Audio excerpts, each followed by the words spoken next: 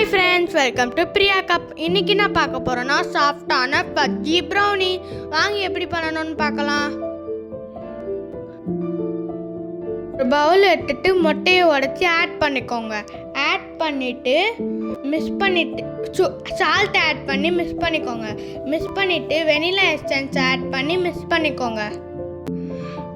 Brown சுகரை add பண்ணி mix பண்ணிக்கோங்க. நல்லா மிக்ஸ் பண்ணிக்கோங்க. மிக்ஸ் பண்ணிவிட்டு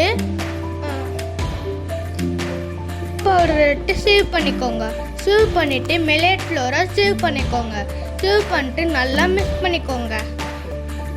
மிக்ஸ் பண்ணிவிட்டு பட்டர் டார்க் காம்பவுண்ட் மெல்ட் பண்ணி அதே இதில் ஆட் பண்ணி நல்லா மிக்ஸ் பண்ணிக்கோங்க. நல்லா பொறுமையாக மிக்ஸ் பண்ணுங்கள்.